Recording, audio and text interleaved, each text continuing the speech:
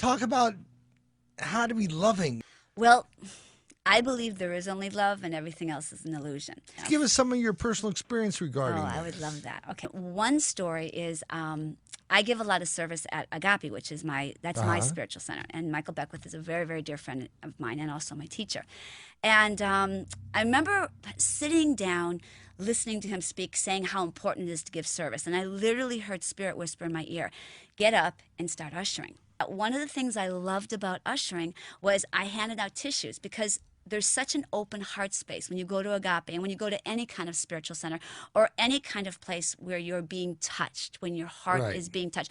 And what I see it as, you're being seen. Like if I look across to you right now as Bradley and I Right. look you in the eyes and I see you and I Right. acknowledge the being you are, that opens up the heart space. Anytime we can look someone in the eye with love, with genuine, unconditional love, it opens up the heart space.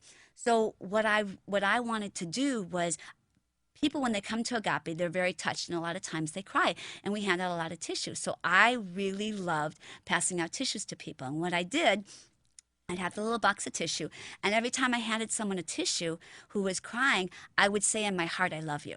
And a I love lot it. and a lot of times what happened was people couldn't, even because they were, it was their first time there, they were new there, or they were going through something. A lot of times people couldn't look at me in the eye when I handed them a tissue. They couldn't even look at me. And what I realized is the human part of me was like, well, I just told them I loved them and handed them a tissue, Right. but they couldn't respond. So that human part goes, well, I smiled and they didn't smile back. Well, and I heard Spirit say, just keep on smiling. Just keep on loving. Just keep on I'll smiling. tell you. And about 6 months into it, and I kept on seeing the same people, and I'd hand them tissues and they still couldn't look back and they couldn't smile back, or they couldn't even look at, a lot of them couldn't even look at me. And this woman came up to me, and I'll never forget this. She came up to me and she had tears in her eyes, and she said, I've been coming here for 6 months now.